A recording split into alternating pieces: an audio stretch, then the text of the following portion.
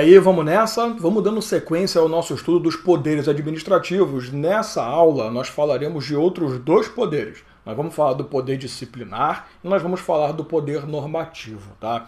Vamos lá. Continuando essa seara de estudos em que estamos falando dos poderes instrumentais concedidos ao Estado para que ele consiga efetivamente atingir ali o interesse público. Vamos começar falando do poder disciplinar. Qual é a grande característica do poder disciplinar? Deixa eu colocar aqui na tela para você, canetinha, né, por favor. Vamos falar do poder disciplinar necessariamente. O poder disciplinar, como eu te prometi, eu vou te dar frases que vão conduzir aí a resolução da sua questão de uma forma bem prática. Poder disciplinar é o poder que a administração pública tem de apurar infração e aplicar penalidades caso essa infração seja devidamente reconhecida. Então, o nome já diz, né? O que seria um poder disciplinar? Poder disciplinar é aquele que vai dizer para você o seguinte, olha, você tem o poder de disciplinar a atividade de alguém. Preste atenção nessa frase. Atividade de alguém. Eu não estou falando para você necessariamente de um agente público. Então, assim, a ideia do poder disciplinar é uma possibilidade de uma relação feita com o Estado em que você vai ter aplicação de penalidade. Eu estou falando assim porque quando você fala em poder disciplinar, normalmente o pessoal leva para a prova. O poder disciplinar é o poder de punir agente público, mas não é muito bem assim não. O termo está até correto, tá? Mas o que você tem que levar para a prova é a possibilidade de punir determinada pessoa que tenha um vínculo com a administração, por menor que seja. Como eu estou falando assim, não está errado.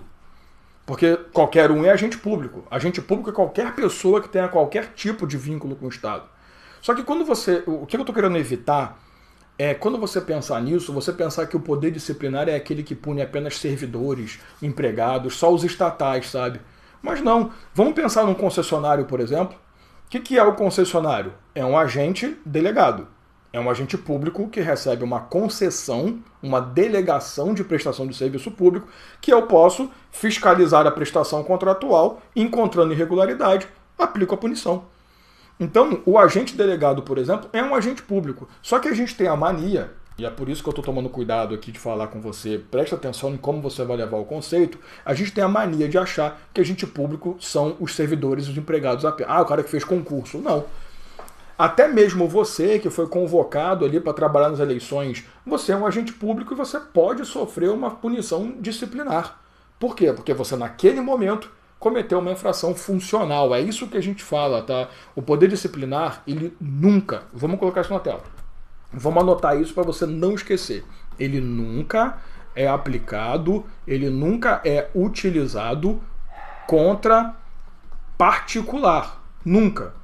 Então, quando você tem um agente público, seja lá qual for o agente público, eu vou até colocar aqui, ó, somente agente público naquela definição de agente público mais plena possível que você tem na lei de improbidade, por exemplo, né, no artigo 2º.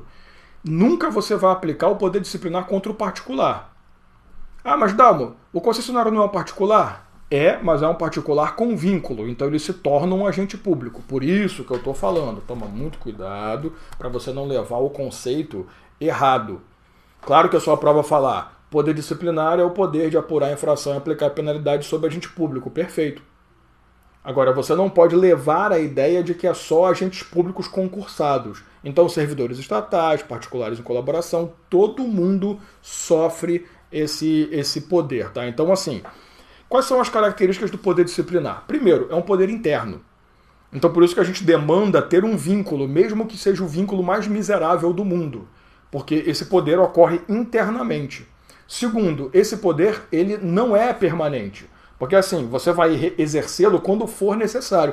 Enquanto o poder hierárquico ele é permanente, é uma estrutura que vale o tempo todo, ele aqui não é permanente. O poder disciplinar, ele decorre de uma composição disciplinar que vai agir naquele momento. Mas ela pode, né, surgir em momentos específicos. Só quando você tem uma infração passível de apuração que ele vai ser exercido. E o poder disciplinar, ele é discricionário. Calma. Ele não é discricionário o uso do poder. Já falei, quando você fala em poder, o poder é um poder-dever, é uma obrigação. Ele é discricionário na forma de aplicar a penalidade.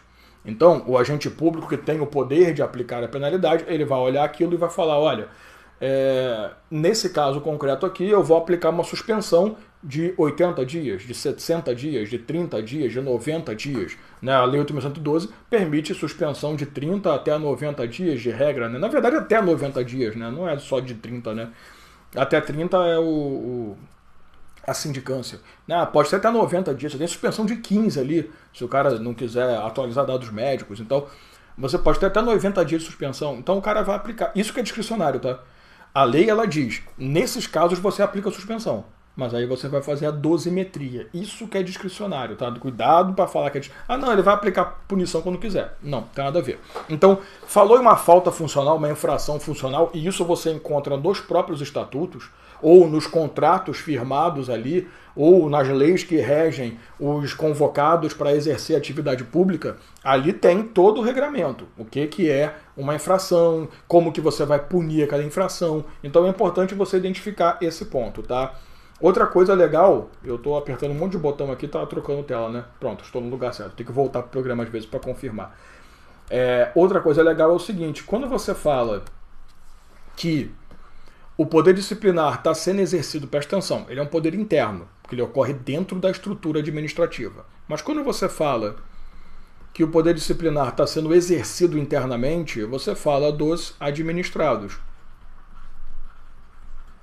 Quando você fala que eu estou aplicando penalidade contra um contratado, por exemplo, ou um designado, você diz que o poder disciplinar ele está agindo de forma externa, tá? Essa conceituação, eu vou te contar a verdade, ela já foi majoritária e hoje ela meio que tem caído por terra. Porque assim, fica muito estranho, né? Você fala, o poder disciplinar é interno, mas ele pode ser interno ou externo. Então, assim, hoje o majoritário é dizer, é interno, não interessa quem está aplicando, mas nada impede que você se depare com uma questão de prova que use a terminologia poder disciplinar externo, aplicação externa do poder disciplinar. Aí você pensa o quê? Naqueles que detêm um vínculo mais específico, contrato, designação, convocação, não são aqueles que fizeram o concurso efetivamente. Tá?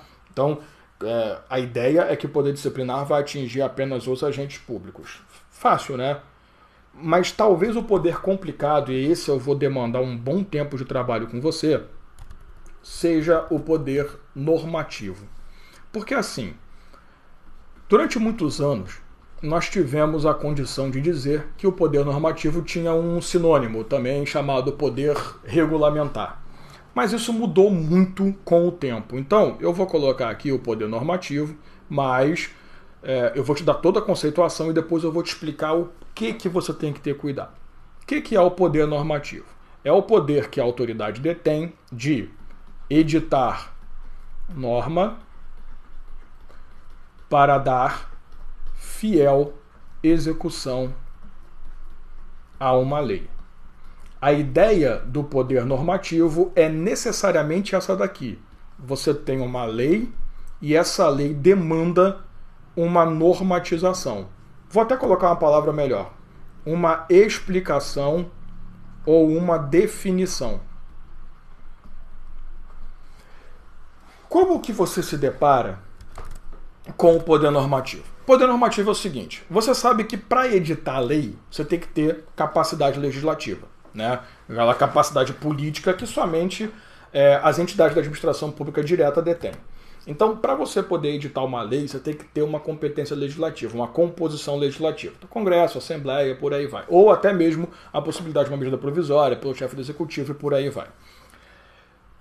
Às vezes, a lei ela traz um vazio, ela traz ali uma lacuna muito grande por conta de ou a lei não ser muito específica, ou a lei simplesmente falar, mas não tratar daquele assunto de uma forma a ficar definitivamente fácil de se entender, de se identificar. Vou trazer alguns exemplos para ficar bem claro para você. Quando você estuda a Lei de Licitações, a Lei 8666 de 93, lá no artigo 15 dessa lei, ele começa a falar, trata até um pouquinho de uma coisinha chamada Sistema de Registro de Preços, mas depois esquece que ele existe. Então, simplesmente a lei, ela começou a falar do SRP, porque tem o sistema de preço que pode ser usado, tal, blá, blá, blá, ponto, acabou. E não diz mais nada. Então começou a surgir aquilo assim, pô, beleza, existe o SRP, mas como que a gente aplica? Para você poder resolver essa lacuna, ou você edita uma lei, e aí vai pelo poder legislativo, ou com o executivo enchendo o saco ali por uma lei delegada, ou você tem a possibilidade de editar uma norma complementar. E aí, essa norma, e não é lei complementar, por favor, essa norma vai fazer o quê? Vai regulamentar o sistema. Tanto que no Brasil, o SRP ele é regido por um decreto presidencial. Foi um decreto federal que veio estabelecer a função. O decreto, ele não é lei. Pega lá, bonitinho, processo legislativo na Constituição. Tem decreto aí? Claro que não. Então, aqui que entra o que é chamado poder normativo. Poder normativo é o poder que você dá para a autoridade competente editar instrumentos de regulamentação de uma lei. Vou te dar um outro exemplo. Tinha uma lei estadual, eu não lembro qual era o estado, mas tudo bem, que falava o seguinte, que tratava ali sobre a atuação da polícia militar. Tá? A polícia militar ela poderá desfazer a liberdade de reunião da coletividade nos momentos em que for identificado que houve uma confusão na manifestação. Pergunta, o que é uma confusão? O que é uma baderna? O que é, sabe, tumulto pra você? Cara, pra mim tumulto é ir pra Bahia. Abraço pessoal da Bahia, mas assim, quando você vai lá pra ver trio elétrico, eu não sou muito fã, então pra mim isso é tumulto, amigo, eu vou me matar. Pra mim tumulto é baile funk. Pra você pode ser o teu sonho. Caraca, eu amo Dalma, eu quero que você se exploda, porque eu amo, adoro trio elétrico. Fico doido com trio elétrico. Beleza, cada um com seus problemas, né? Cada um com seus problemas. Eu gosto de rock. Grande bosta, né? Pra você pode ser um tumulto, aquele monte de cabeludo, batendo cabeça, satanás. Que não é assim também, né? O pessoal que não conhece fica falando merda. Mas, pode ser, assim. Então, cara, eu preciso determinar isso. Você vê, por exemplo, passamos por um momento muito complexo na nossa existência, na nossa história, com essa pandemia, né, do coronavírus. Então, veio uma lei determinando ali as regras em que nós temos efetivamente a forma de agir do Estado perante essa pandemia. Essa lei ela foi alterada, ela foi complementada por diversas medidas provisórias, que são atos legislativos, mas os chefes do executivo, eles puderam editar normas para poder trazer essa lei na sua aplicabilidade plena dentro da sua localidade. Então, isso é poder normativo. É o poder que você tem, mediante um ato normativo, de pegar uma lei pré-existente, isso é muito importante, a lei tem que existir, e resolver a lacuna ou determinar o sistema efetivo daquilo. Então, é muito importante você notar que quando você vai falar no poder normativo, não é o poder de legislar. Então, quando você falou lá no poder hierárquico, né? Eu não posso delegar ato normativo. Claro, porque primeiro que não vai produzir lei, segundo que ato normativo é competência própria. Então, quando você fala no poder normativo, deixa eu colocar aqui na tela para você, esse poder é concedido, trocar a corzinha ajuda, né? Esse poder ele será concedido para autoridades competentes.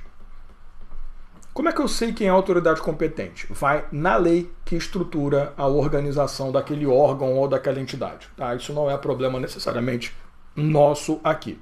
Porém, o poder normativo ele se apresenta de diversas formas. Ele pode ser representado por uma resolução. Quando você estudou autarquias, lembra? O que é uma agência reguladora? É uma entidade que, através do poder normativo, através da edição de normas, regulamenta a atividade. Então você enxerga ali muito poder normativo. Então, toda vez que você tem um Banco Central, a ANAC, editando resoluções, você tem ali efetivamente uma pessoa constituindo o poder normativo, utilizando-se do poder normativo. Ele pode vir através de uma instrução normativa, ele pode surgir através de portarias, quando for um instrumento... Por mais que a portaria seja um instrumento diferenciado, mas é um instrumento de direção normativo, não tem problema nenhum.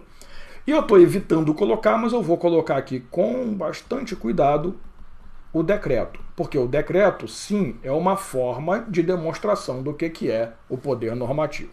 Tá? Depois eu vou explicar o porquê que eu tenho que ter um certo cuidado com decretos. Tem outras aqui? Tem outras situações aqui, um parecer, apesar de não ser vinculante, o parecer, em alguns casos, ele tem o poder de dar uma explicação, de dar uma definição. Então, ele pode ser também considerado um ato normativo. Tá. O que a gente precisa saber para a prova? Ponto. Isso daqui.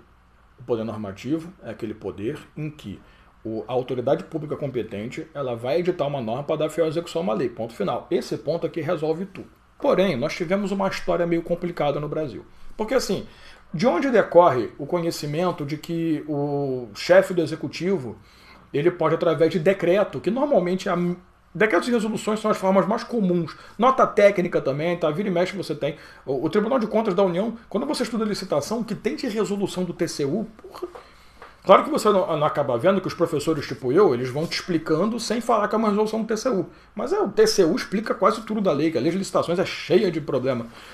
Então, assim, como é que você sabe que, por exemplo, o chefe do executivo pode? Porque o problema está aqui, tá? Eu quero focar no decreto, eu quero focar no chefe do executivo, porque o problema surgiu aqui. Quando você vai no artigo 84, inciso 4º da Constituição Federal, se você tiver aí com a sua Constituição aberta, por favor, dá uma olhadinha. Você vai ver, artigo 84, compete ao presidente da República, e claro, se compete ao presidente da República, pelo princípio da simetria, compete ao governador e a prefeito também. Compete ao presidente da República editar decretos para dar... Ele vai falar uma coisa antes, ou editar decretos para dar fiel execução a uma lei, para fiel execução de lei. É a parte final do inciso 4º.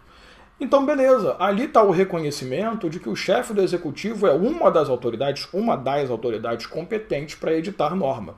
Percebe que numa agência reguladora, quem edita a norma é a própria agência, né? Através da sua autoridade específica. No Tribunal de Contas, são os próprios membros do Tribunal de Contas, através das suas autoridades específicas. O Ministério Público edita um monte de resolução também, através dos seus promotores ali. Então, claro que vai estar dentro da composição do órgão da entidade. Agora, o que foi o problema? Em 2001, foi editada uma emenda constitucional que acrescentou ao artigo 84 o inciso 6º. Porra, eu coloquei 4º de novo, né? É uma anta. É só inverter o jegue.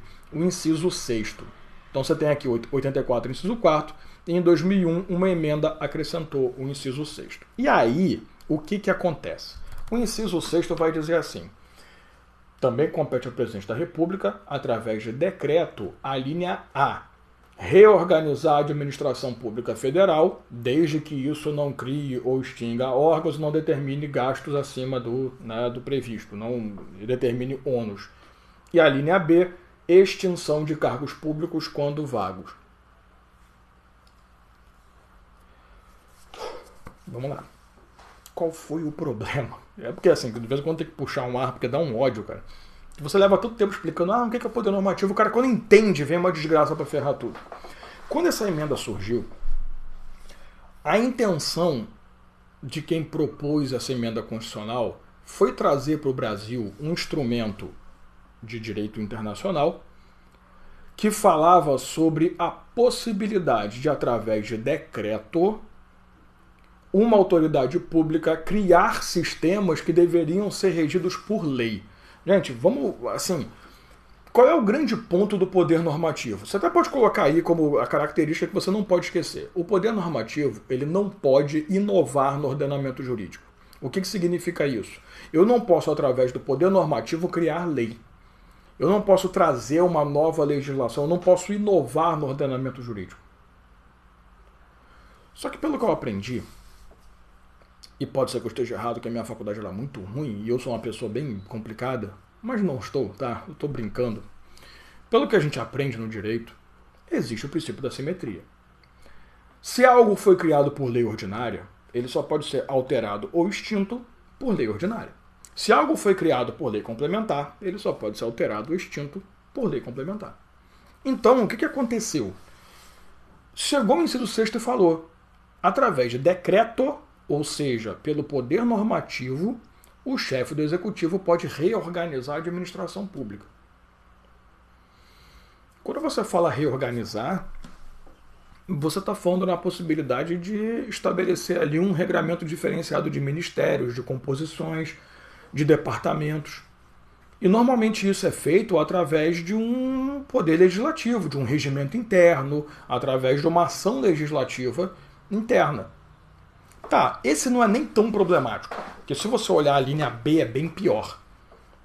Determinar a extinção de cargo. Cara, o cargo público no Brasil, ele é criado por lei.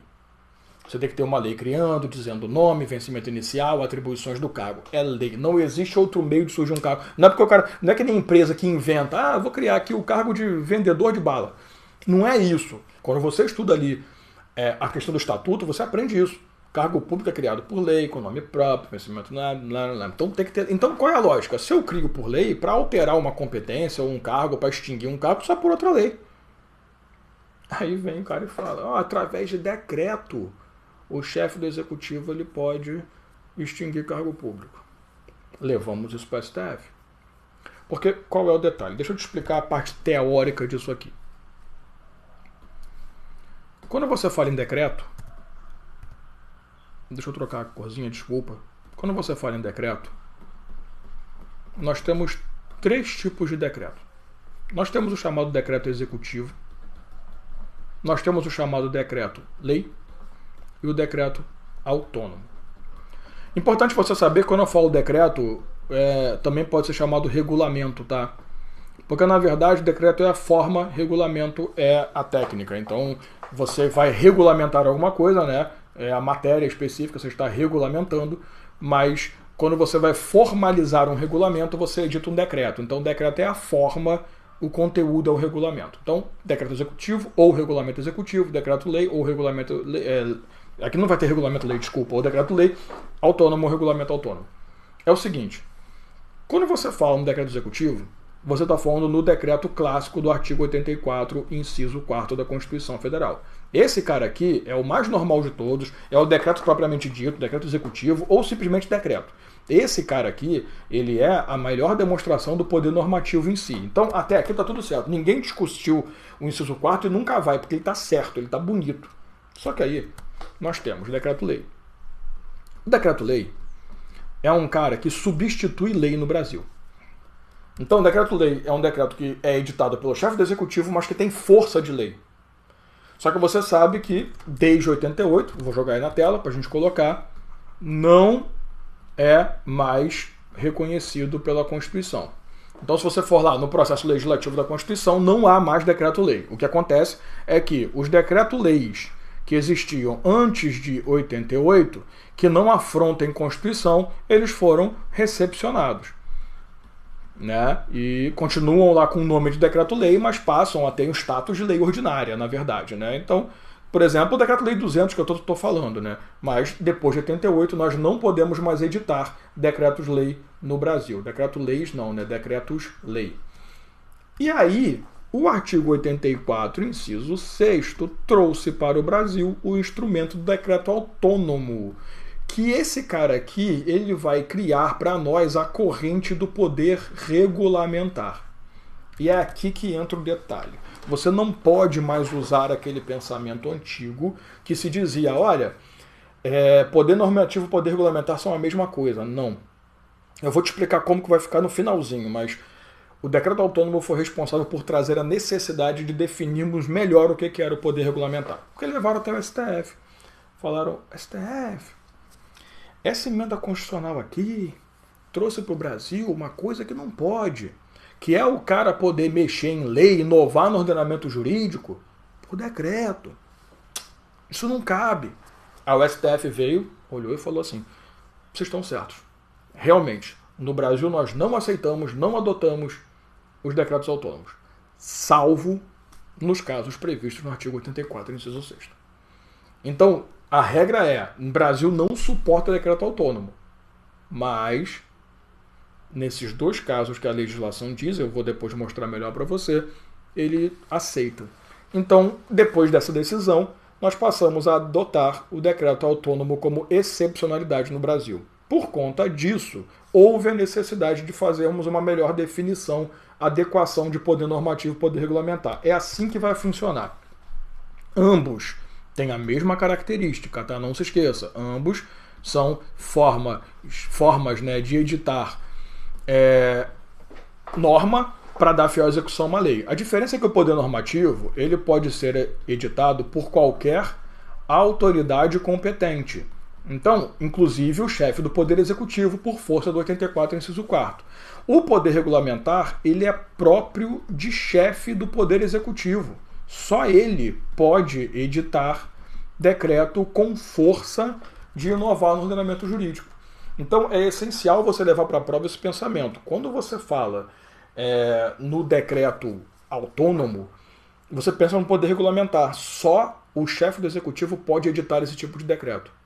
O decreto propriamente dito, o decreto executivo clássico, aí ele pode ser editado também pelo chefe do executivo e por qualquer autoridade legalmente estabelecida, legalmente competente. Tá? Então toma muito cuidado com esse pequeno detalhe, que hoje o poder regulamentar se entende como poder próprio do chefe do executivo. Dalma, quais são as situações mesmo? O poder regulamentar ele vai acontecer em 2 casos. Para reorganizar a administração pública. Eu falo federal porque é que está na lei, mas obviamente quando você fala em governador do estado, administração pública estadual e prefeito municipal, ou distrital quando é governador do Distrito Federal. E extinção de cargo. Mas você não pode esquecer que existem regras. Eu posso reorganizar a administração por decreto, salvo se essa reorganização criar ônus, criar novos órgãos, que eu vou ter que gastar mais dinheiro, né? Eu posso utilizar esse decreto para poder reorganizar ali, trazendo o ministério para dentro do outro, ou distribuindo, né, desmembrando os ministérios, mas com o mesmo orçamento. Então eu separo o orçamento também. O que eu não posso é criar um novo órgão, uma nova entidade, e para colocar mais dinheiro ali, para afetar mais ainda o orçamento. E extinção de cargo, salvo esse cargo estiver ocupado. Então, eu só posso extinguir cargo público quando o cargo estiver vago.